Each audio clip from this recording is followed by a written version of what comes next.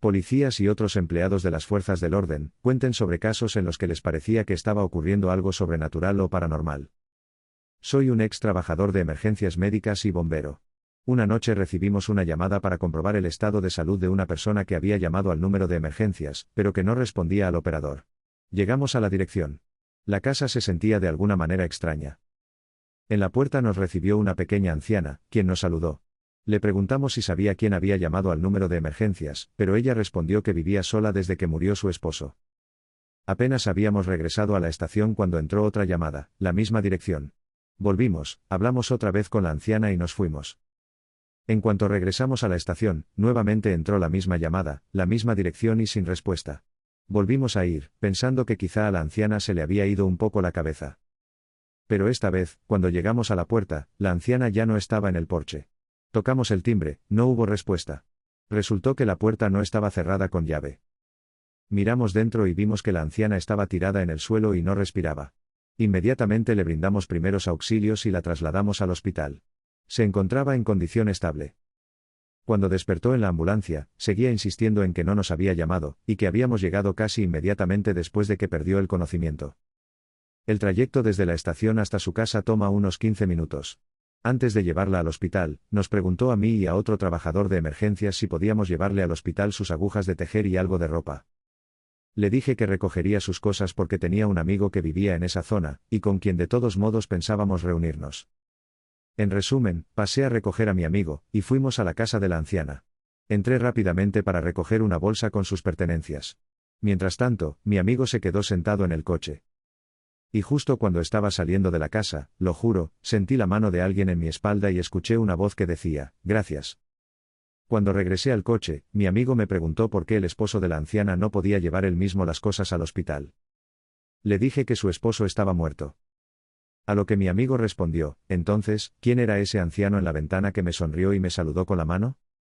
Al principio me negaba a creer en cualquier cosa sobrenatural, así que llamé a la policía y les pedí que revisaran la casa. Pensé que tal vez alguien había entrado a la fuerza.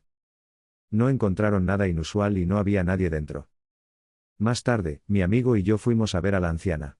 Él comenzó a describir al anciano que había visto en la ventana, pero ella no lo dejó continuar, rompió a llorar de inmediato y dijo, «Ese era mi esposo».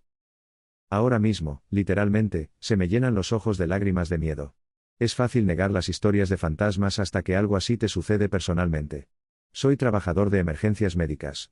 Un día nos llamaron a un centro comercial local.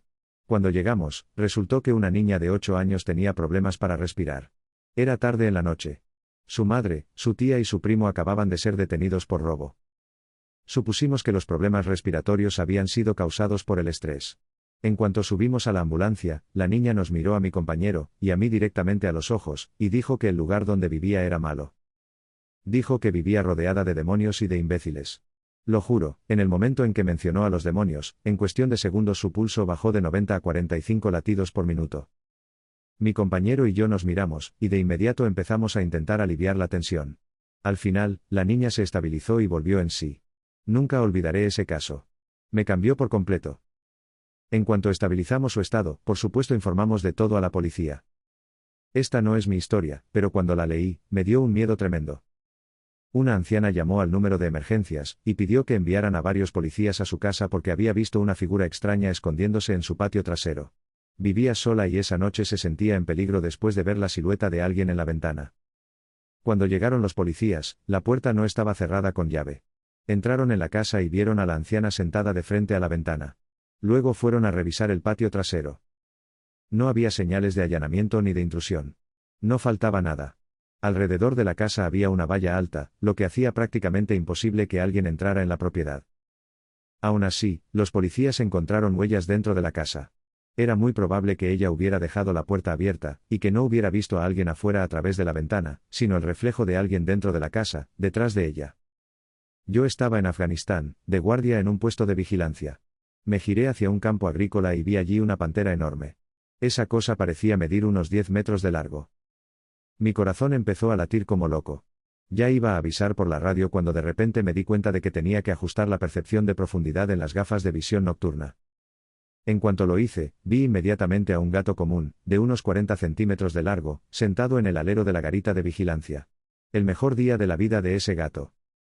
En resumen, una vez asusté hasta cagarse a los marines. Chicos, fue un día divertido y, probablemente, el momento más ridículo de mi vida. Bueno, excepto aquella vez que le dejé caer un mechón de pelo en su taza de café o cuando tiré unas granadas de la mesa. Eso también fue divertido. Soy paramédico y bombero. Una noche de finales de verano fuimos a un aviso en una zona rural. Mi compañero y yo íbamos conduciendo por una carretera sinuosa de 2 carriles en medio de una oscuridad total. No había ninguna iluminación, excepto los faros del vehículo y la luna. Nos acercábamos a una curva cerrada a la derecha cuando de repente vi a un hombre moviéndose entre la hierba alta. Se movía muy rápido y de manera suave, como si fuera montado en una bicicleta estando de pie. Sus brazos y su torso no rebotaban ni subían ni bajaban como ocurre cuando alguien corre. En resumen, me quedé un poco paralizado y confundido al ver un cuerpo en medio de la noche atravesando la hierba como si fuera en bicicleta. Pero bueno. Entonces se acercó a un árbol y se detuvo. Aproximadamente en ese momento pasamos junto a él. Me asomé por la ventana y lo vi de pie junto al árbol, sin bicicleta ni nada más. Simplemente estaba allí, mirando el camión que pasaba. Se me erizó el vello de todo el cuerpo. Seguimos conduciendo y finalmente me animé a preguntarle a mi compañero si había visto a ese tipo. Su respuesta fue, hermano, yo pensé que era yo el que se estaba volviendo loco. Este caso es muy difícil de explicar. Y sí, quizás solo fue una coincidencia. Pero hasta el día de hoy nunca se lo he contado a mis colegas. Durante un tiempo trabajé como investigador de homicidios, y me encargaba de todos los suicidios sospechosos. Los investigábamos para asegurarnos de que no se tratara de asesinatos. Por lo general, determinábamos el motivo del suicidio y encontrábamos una nota u otra señal de que la persona se había quitado la vida. Por ejemplo, un tipo literalmente se pegó una nota en el pecho que decía, bueno, perra, ¿ahora estás contenta? E hizo todo para que su esposa fuera la primera en encontrarlo después de que se ahorcara. Pero a veces hay casos en los que todas las pruebas indican que la persona se suicidó, pero no hay ninguna nota ni una razón comprensible por la que esa persona pudiera haberlo hecho. Estas personas tenían buena salud, trabajos decentes y, a primera vista, una vida familiar feliz. Pero quién sabe qué es lo que realmente pasa dentro de las personas. Ahora les voy a contar sobre el caso que hasta el día de hoy me provoca escalofríos. A lo largo de mi carrera hubo alrededor de 10 suicidios en los que el motivo no era evidente. En los últimos 3 de esos casos encontré la misma cosa en el lugar de los hechos. Era un pequeño faro decorativo tejido. Aparecía en todos los lugares. El mismo faro, con el mismo diseño. Estaba pintado de blanco y azul. La primera vez se me quedó grabado porque estaba cerca de la cama donde yacía el cuerpo.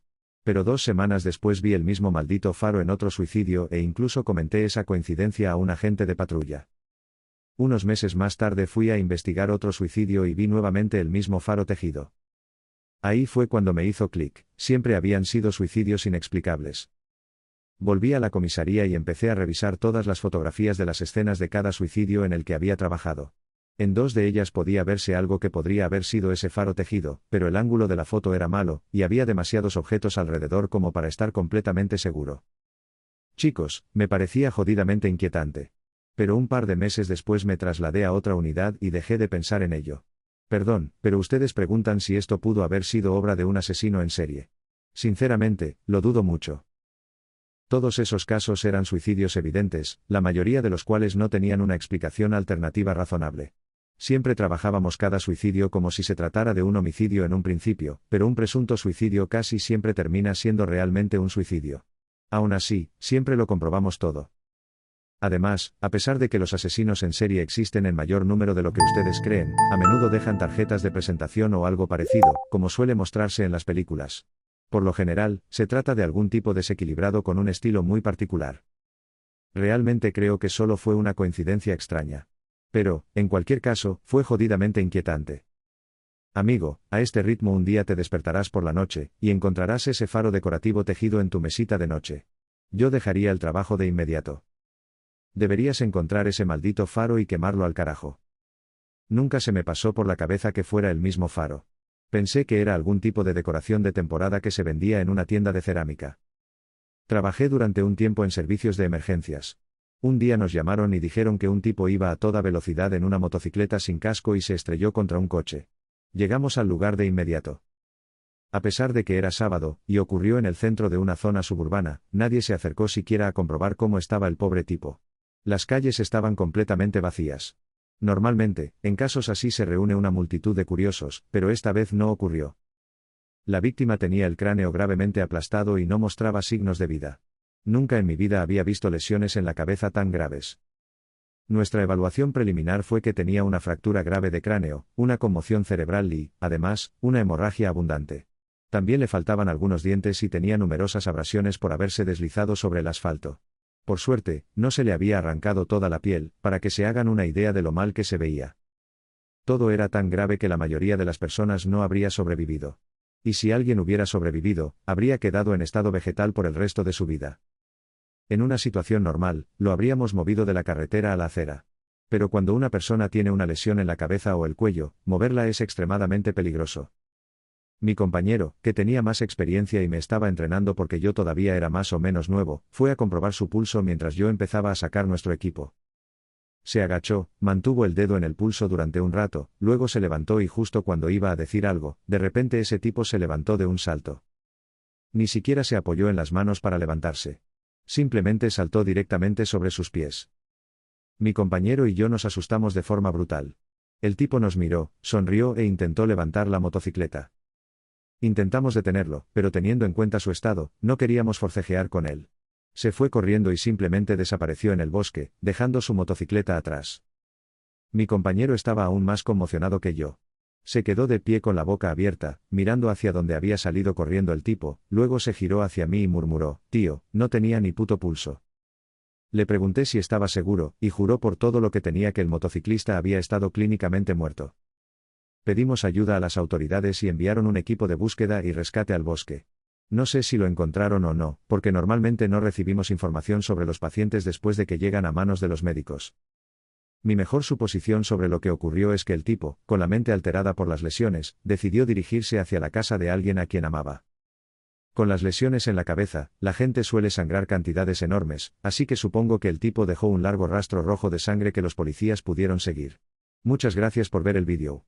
En los comentarios, policías y otros empleados de las fuerzas del orden, cuenten sobre casos en los que les pareció que estaba ocurriendo algo sobrenatural o paranormal. No olviden ver nuestros otros episodios. Hasta luego.